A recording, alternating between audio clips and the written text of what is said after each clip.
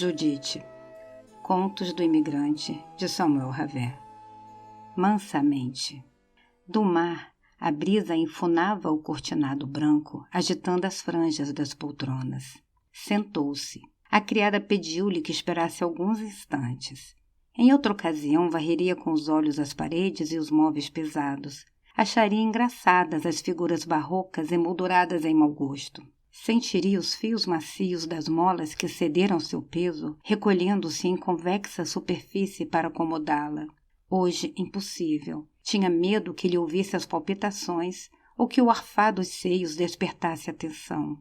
Hoje era toda hesitação. Criara para si um invólucro que a obrigava a tolher os movimentos e que, vez por outra, tentava, revoltada, romper. O dedo pressionando o botão do elevador transmitira-lhe a energia necessária para suportar a abertura da porta. Agora, cruzando os sapatos, parecia tê-la perdido por completo. Biqueiras rotas, salpicos de lama na dobra da sola. Tremor. Recolhendo a perna do tapete, pousou-a no trecho encerado. A cena fora toda imaginada. À noite, os olhos presos ao teto. Ele dormira após um choro manhoso. O cortinado envolvia-lhe o berço. Sufocava a lágrima em antecipação. A irmã seria a única a quem poderia recorrer. Os outros distanciaram-se na teimosia, na incompreensão. Só, no leito, esboçava carícias no corpo ausente, sufocando o travesseiro. A irmã.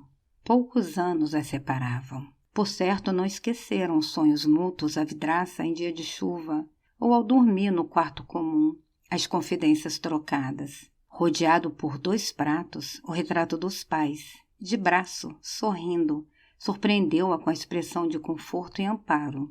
E telosia se em troca oferecesse tudo. Hoje nada mais tinha a pedir. Soube que o luto acompanhou sua saída e que no dia da cerimônia, se viu somente como ambos tinham acertado, houve choros e lamúrias, como que acompanhando a saída de um morto. Depois o silêncio que aterra e deprime, a solidão, a incomunicabilidade. Quando à noite ele a conduzira para o subúrbio, sabia que uma ruptura se tinha processado, e por mais ânimo que se tivesse imbuído, não pôde conter o choro amargo, de quem, apesar de convicções, trazia em si e fazia romper todo um laço de afeições. A irmã tinha a certeza. Sempre participara de suas ideias, apesar com maior reserva e com certa hesitação quando acaso alguém nelas tocava. Mas participava. Os gatos às vezes perturbavam-lhe o sono com suas correrias e amores, e hoje mais do que nunca, após arrastões, um deles eriçava-lhe a pele com um lamento mais parecido a choro de criança. O corpo girou rapidamente, apoiando-se a cabeça na mão, o berço imóvel com o cortinado. Alívio. Abraçou com as mãos os joelhos e deixou-se ficar estática, com os olhos presos em nada. Depois de amanhã faz um mês que o trouxeram já morto da fábrica. A bala atingira-lhe o crânio. Tinha ao seio a criança quando a porta se abriu e alguns homens o carregaram até a cama em vão. Depois de amanhã faz um mês. Afastou com as mãos os cabelos que lhe caíam sobre os olhos, num esfregar automático da testa. Ouvia nitidamente os zumbidos, os pequenos sons que se aglomeravam, compondo-se em estranhas dissonâncias a seus ouvidos pedindo silêncio. O pouco que os amigos puderam cotizar estava quase em exaustão. O dia que não tarda agigantava-se com a promessa dos tempos difíceis. Sobre a mesinha de cabeceira um recibo selado, deixado em confiança à espera do aluguel.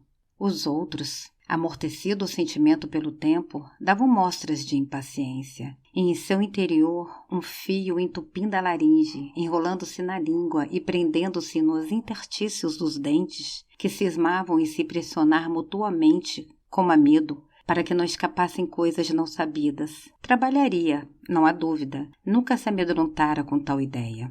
Quando se resolver unir com outro que não de sua raça, tinha perfeita consciência do ato, que não representava uma total renúncia à sua origem. Havia arraigado em si um peso que um simples gesto ou atitude não desloca. Nem ele obrigava ou exigia fazer tal coisa. Havia naquilo um desejo de superação, de coisa que transcende a um simples costume.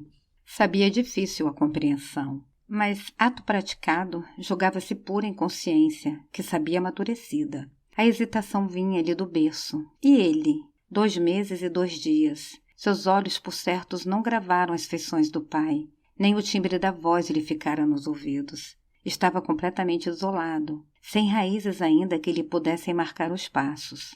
O rosto avermelhado encolhia-se sonolento o dia inteiro, ou as mãos tateavam ávidas o seio. A irmã, sim, a irmã, casara. Soube-o por outras fontes, já que estava à margem. Imaginou contrastes entre o quarto solitário e um hipotético apartamento. Olhos intrusos veriam a película brilhante, prenunciando a lágrima. Compôs para si um ambiente de emoções, de uma imaginária acolhida. O rosto magro da irmã, o jeito de sonho, colaria os lábios na face antevendo a integração. Superpunha-lhe as emoções, criando quase uma presença concreta. O rosto magro da irmã seria um peito aberto aos soluços. É possível que um filho a preocupasse também. Não sabia se verdade quão fácil seria. A afinidade existente juntar-se-ia uma ou outra que não a palavra, mas só o sentimento reproduz. Emaranhara-se. A custo dominou a hesitação, não de orgulho, mas de medo. A imagem do ficus na vidraça oscilava projetando em seu interior formas que alternavam com a respiração. A ausência do companheiro abrira-lhe vãos em sua segurança e firmeza, onde encontravam acolhida fácil, elementos fugidios de dúvida, como que em tentativa de miná-la. Agora ali na sala, os sapatos cruzados, os olhos fixos na expressão dos pais, vacilava e quase se arrependia da caminhada, do berço deixado em mãos vizinhas. Não sentira no ar o cheiro de criança, um cheiro de fralda lavada e talco a que tanto se acostumara. Estaria grávida a irmã? Imaginou-a assim, olhos grandes, rosto magro, mãos finas pendendo, o ventre enorme em prenúncio. Por onde entraria? Um estouro de azeite em frigideira fê-la imaginar chegando da cozinha com o avental. Como reagiria? A empregada dissera ser apenas conhecida, amiga. Judite? Visão aterradora da inutilidade da visita. A intuição dera-lhe a certeza concreta de um gesto feito em vão, de uma gratuidade de ato. Não o abraço, nem o rosto colado, o rosto magro que se perdera e arredondara em feições de fartura. O jeito de sonho perdido em balofa expressão vazia. Nem um ventre inflado, mas uma adiposidade geral sem prenúncio de nada. A mão engordurada escorregara como um salsichão entre seus dedos. Defrontaram-se sentadas. Nos olhos, sim, nos olhos vislumbrava acidentalmente um brilho que era a rememoração dos sonhos. Mas fugidio. Ou inexistente, quem sabe. Talvez pura criação de sua mente, que procurava à força identificar na outra a imagem que viera recompondo a noite inteira. Um hiato. Talvez procurassem ambas um fio que as reatasse, mas era inexistente este. Ligeira ondulação sob o queixo que lhe arredondava mais o caráter inexpressivo. Onde os signos particulares que as distinguiam? Onde a feição delicada transpirando coisa frágil, sensibilidade? Curtas as frases trocadas de informação. Protocolo. Silêncio quanto ao resto. Silêncio em relação ao ocorrido. Como duas estranhas quase, em sala de espera de médico ou dentista. Toda a carga afetiva em potencial de explosão recolhera-se recalcada por força de um desânimo. Arriscou uma pergunta. Monossilábica resposta. Recordou vizinhanças. E um bem, obrigado. Lembrou o menino da casa ao lado. Ambas empurraram-lhe o carrinho. 7 meses na época. Cresceu, mudou-se, não sabia para onde. E as amigas da infância, onde andavam? Por aí, casadas. E a Julieta? Nunca mais a vira. Lembrava-se do Maia, um velho professor de francês? Sim. Encontrara-o no outro dia. Sim. Até quando aguentaria aquela estaticidade? Procurou nos olhos da irmã um que significasse recusa, desprezo, desgosto. Um signo que lhe indicasse a retirada, a inconveniência de sua estada ali. Houve um quê de amortecimento nos sentidos da irmã. Aparadas as arestas do movimento, restara uma figura parada, sem volição. Onde morava? Nos subúrbios. Longe? Sim. Viera de trem? Sim. Horrível, não? Apertado? Sim. Sentiu eriçarem-se lisos pelos e um empolamento nos poros. Percebeu nas entrelinhas um despertar vitalizante da irmã. Por certo, uma inibição impedia de feri-la em cheio, e nesse momento responderia tudo. Tudo. A morte do marido, o filho. Queria tanto falar do filho, descrever-lhes os gestos, o jeito. Por que isso? Rodeios, fugas, subterfúgios. Pelos olhos lançou um apelo para que aprofundasse as perguntas. Inútil. Poderia continuar sustentando o diálogo. Para quê? Perguntar-lhe coisas já sabidas ou de fácil intuição. O marido estaria trabalhando? O apartamento? Onde o bom gosto de outros anos? Confiava-lhe uma segurança. Que mais? Pouco importam os detalhes. A essas horas a vizinha estaria distraindo o menino, ou mudando-lhe a fralda, ou agitando o chocalho para desfazer o choro arrastado. Remexeu-se na poltrona. Viu a irmã levantar-se para atender o telefone. Nem ouvir os chamados. Lá fora, carro buzinando, rádio e novela e alguma empregada trauteando o samba. Novamente a irmã sentada.